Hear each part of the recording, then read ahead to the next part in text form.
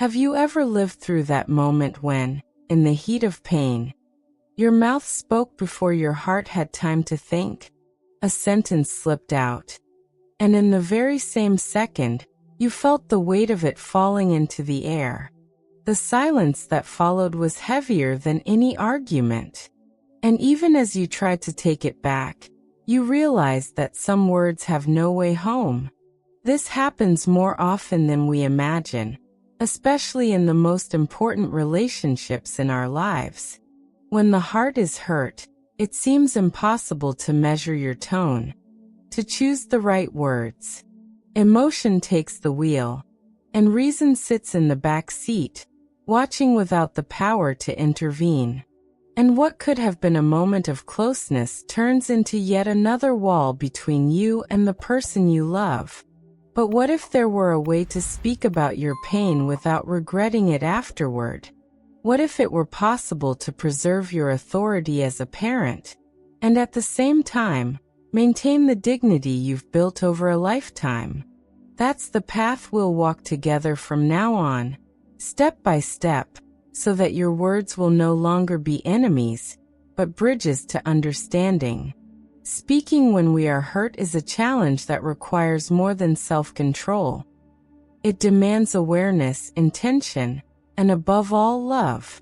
For many parents, especially after the age of 60, conflicts with adult children are not born solely from differences of opinion, but from histories filled with expectations, frustrations, and long-accumulated silences.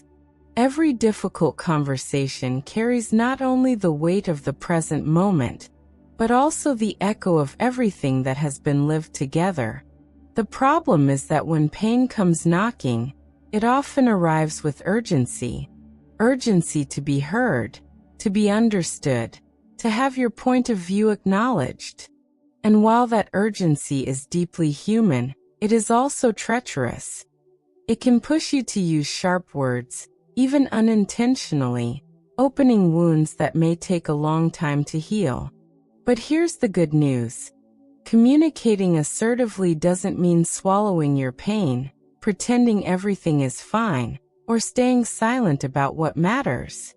It means choosing how to express it so it can be received, not rejected. It means transforming a tense moment into an opportunity to strengthen your bond, not weaken it.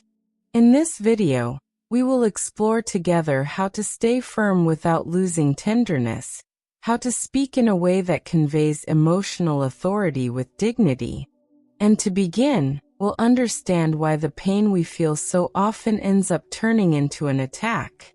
When we feel pain, whether from a hurtful word, a decision that excluded us, or a gesture we interpret as inconsiderate, it's natural for our first reaction to be defensive.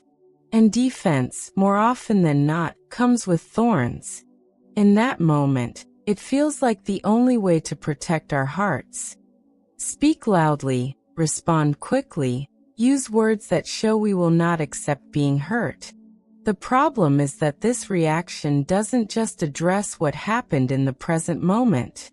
It opens the door to an entire history of old grievances, bringing to the surface wounds that were nearly healed.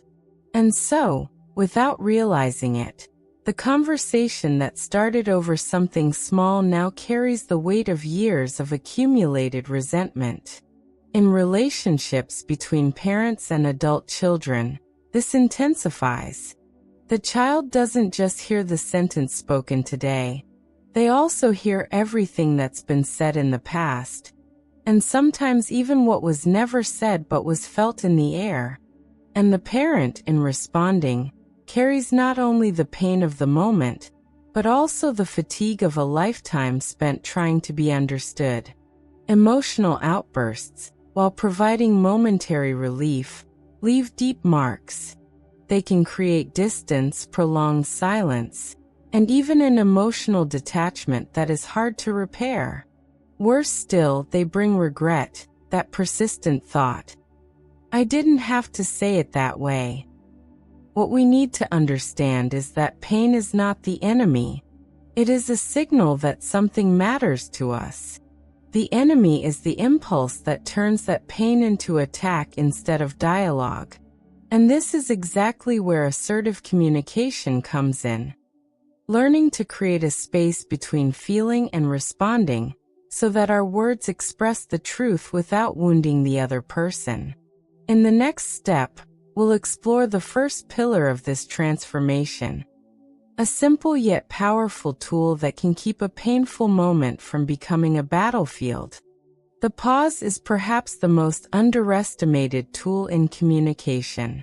Many believe that if they don't respond immediately, they'll seem weak or lose the moment to say what they feel. But in reality, it's the opposite. The pause is an act of strength and self-control. Imagine that every word you speak is like an arrow. If you shoot it in the heat of anger or hurt, chances are high it will strike a sensitive spot. And once released, there's no way to take it back. The pause works like that moment when you choose to aim carefully before shooting, ensuring your target is not the heart of someone you love. This pause doesn't have to be long. Sometimes 3 deep breaths, a sip of water, or even a simple phrase like, "I need a moment to think about what you said," is enough. The goal isn't to escape the conversation, but to create a space where intense emotion can settle enough for reason to have a voice. The pause also communicates something important to the other person. That you're taking the conversation seriously. That you don't want to respond impulsively. That you care enough to choose the right words. A practical example. Your child says something that deeply hurts you. Instead of reacting with, "You always treat me this way," you breathe, hold for a few seconds, and respond, "What you said made me feel like I'm not being valued. Can I explain why?" This simple pause changes the tone, opens space for listening, and prevents the exchange from turning into mutual attack. By adopting this practice, you'll notice that many conversations stop being battles and become bridges for understanding. And this change starts with seconds of silence, silence that builds rather than destroys.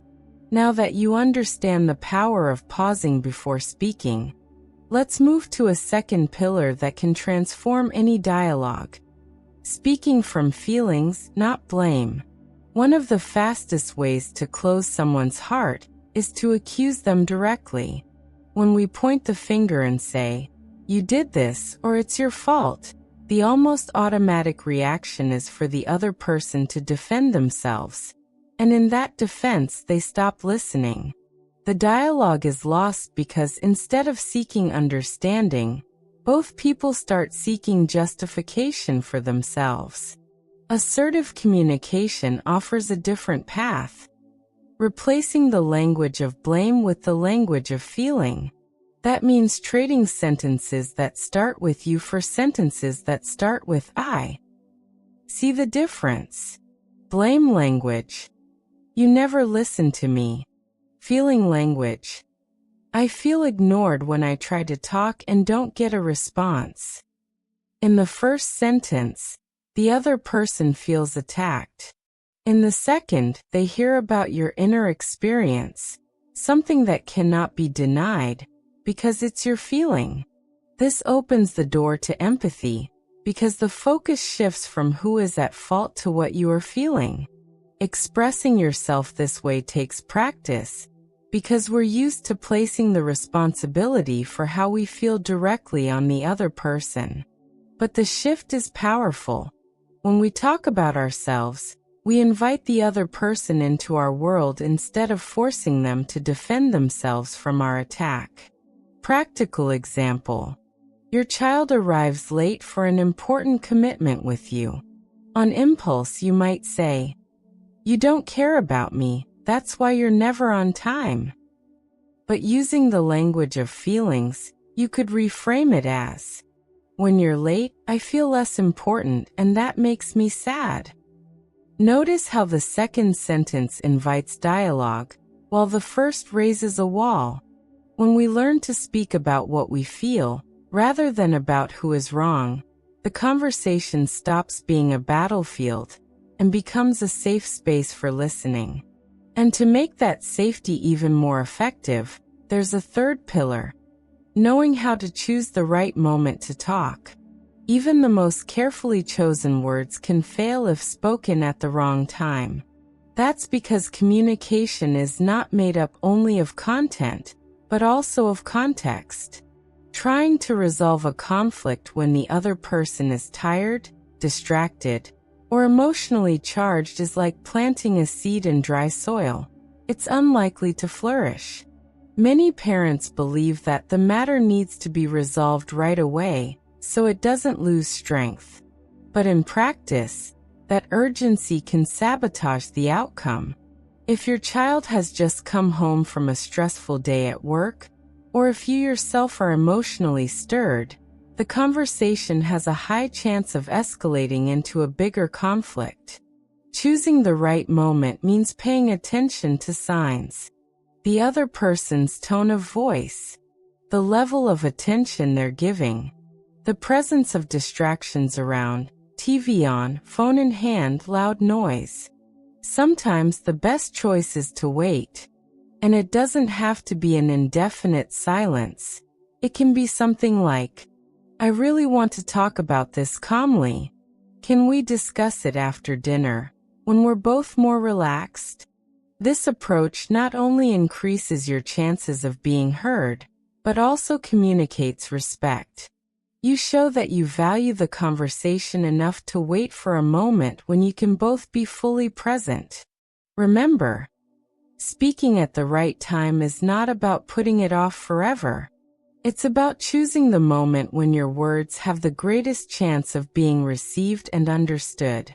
And when that moment comes, one detail can transform the dialogue: choosing words that unite, rather than divide. That's the next pillar in our journey. Choosing the right time to speak is essential, but it's not enough. The real impact of your words depends on how you shape them.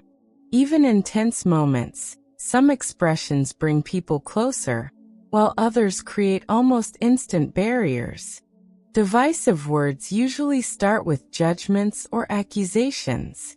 Phrases like, "You always do this," "You never listen to me," or "You're selfish" trigger automatic defenses. Your son or daughter feels attacked, and even if they want to understand, the brain prioritizes self-protection, and listening disappears. On the other hand, unifying words convey respect, acknowledge the other person's intentions, and reinforce the relationship. Simple expressions like, "I'd like you to understand my point of view," "I miss when we used to talk calmly," or "I want us to find a solution together," create space for dialogue.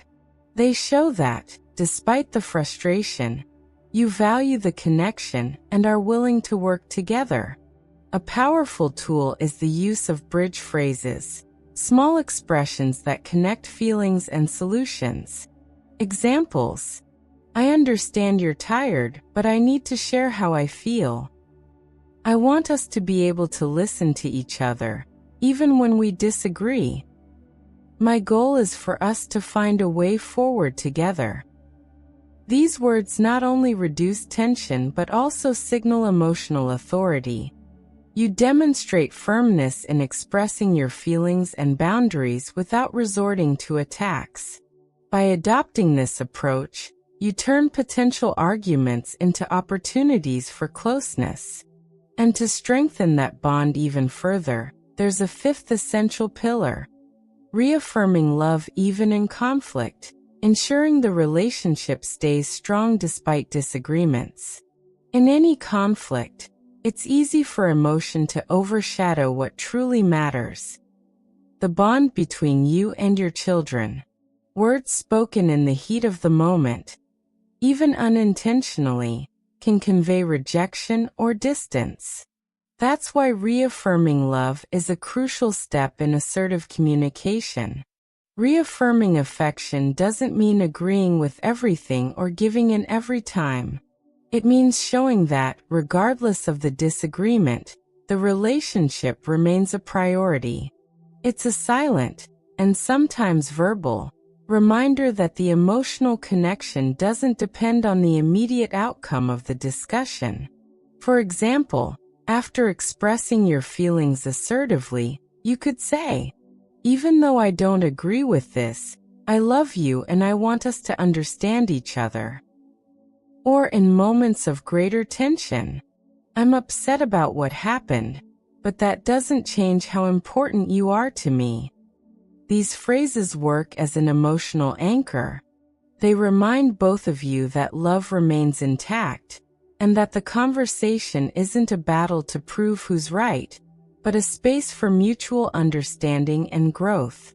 Moreover, reaffirming affection helps reduce the other person's anxiety, allowing them to listen with more attention and less defensiveness.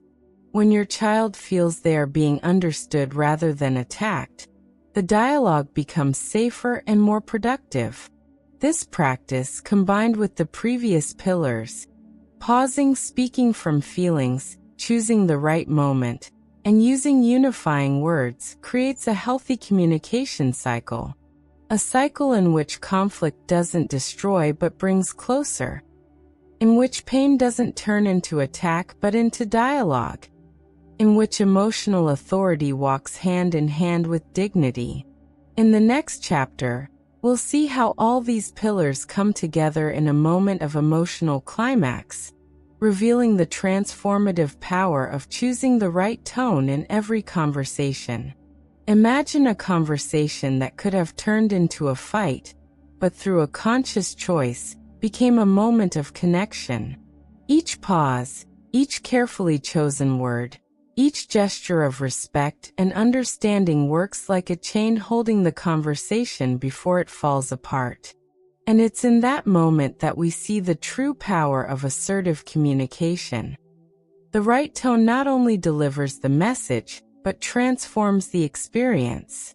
The climax happens when all the pillars come together. The pause allows you to think before reacting. Speaking from feelings avoids accusations. Choosing the right moment ensures attention. Unifying words reduce tension. And reaffirming love keeps the relationship intact. The result is almost magical.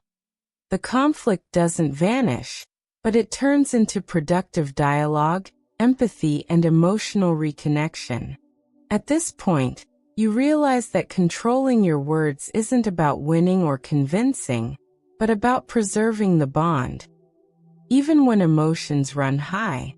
And that understanding naturally leads us to the conclusion. Communicating with emotional authority and dignity is not just a technique.